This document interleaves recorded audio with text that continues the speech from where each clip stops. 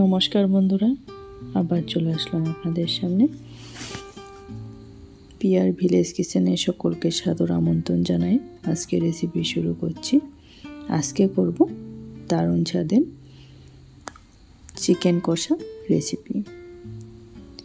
দেখুন, এখানে চিকেনগুলো ছাল সমেত নিয়ে নিয়েছি, ভালো করে ধুয়ে ছাপা করে। আর এখানে কেটে নিয়েছি একটু মিডিয়াম সাইজের আলুগুলো ভালোভাবে ধুয়ে পরিষ্কার করে নিয়ে নিয়েছি। আর এইদিকে আমি একটা কড়াই নিয়ে নিলাম। কড়াইয়ের মধ্যে অল্প পরিমাণে তেল দিয়ে দিলাম আলু ভাজার জন্যে।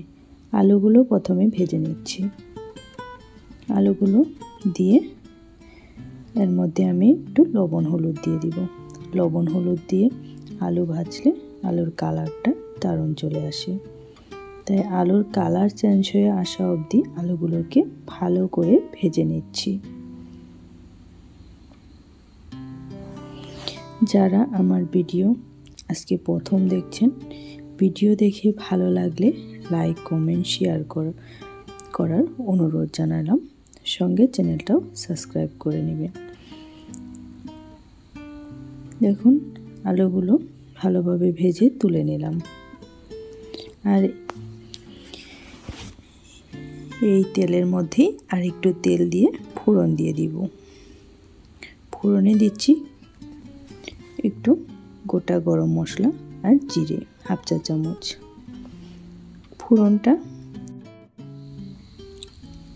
ফোড়নটা হয়ে এসেছে। এবার আমি কুচানো পেঁয়াজ অ্যাড করে দিলাম ফোড়নের মধ্যে।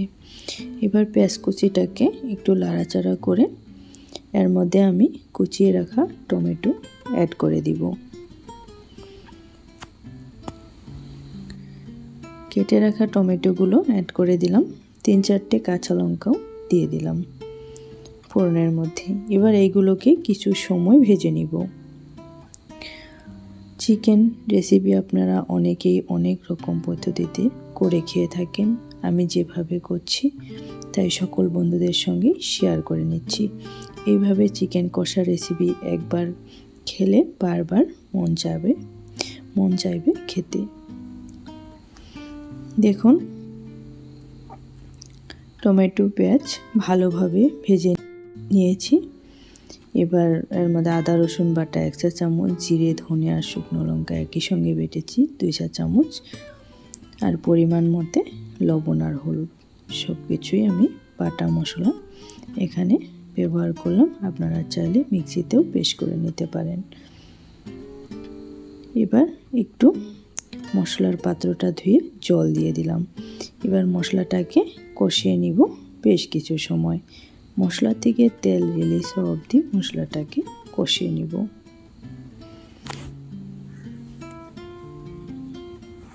দেখুন, মশলা থেকে তেল রিলিজ হতে শুরু করে দিয়েছে। এবার কেটে ধুয়ে রাখা চিকেনগুলো অ্যাড করে দিলাম মশলার মধ্যে। আর দিয়ে দিলাম 1 চা চামচ গোলমরিচের গুঁড়ো। এবার এইগুলো মাংসগুলোকে মশলার সঙ্গে কষিয়ে নিব বেশ কিছু সময়।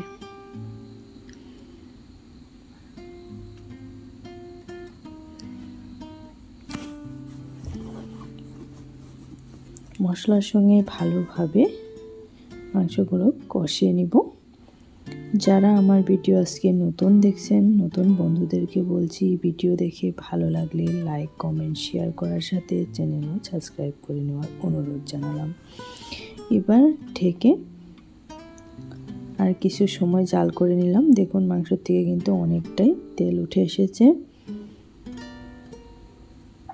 ঢাকা দিয়ে এদিকে খেয়াল রাখতে হবে মাংসটা যেন নিচে লেগে না যায়।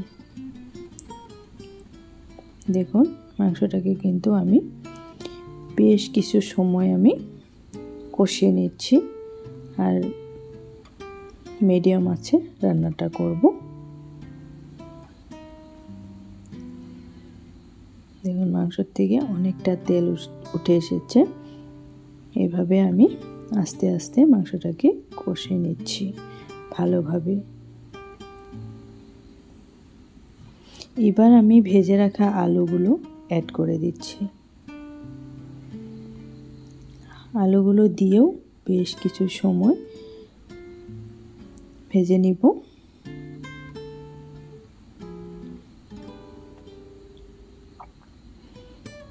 আলুগুলো দিয়ে ভালোভাবে নাড়াচাড়া করে ভেজে নিচ্ছি।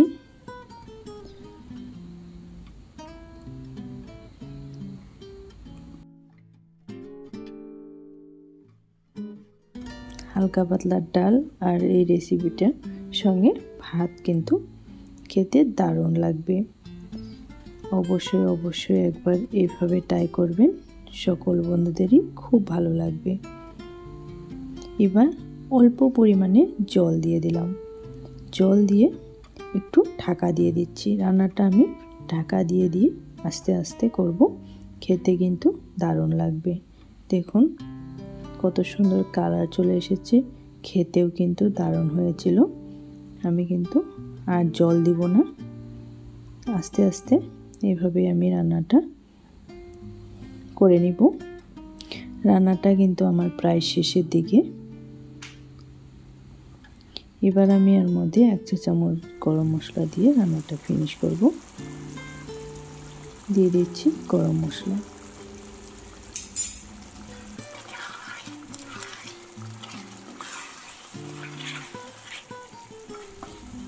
সকল বন্ধুদেরকে অনেক অনেক ভালোবাসা ও ধন্যবাদ জানাই আজকের ভিডিও এখানেই শেষ করলাম। আবার দেখা হবে পরবর্তী অন্য কোনো ভিডিওর সঙ্গে।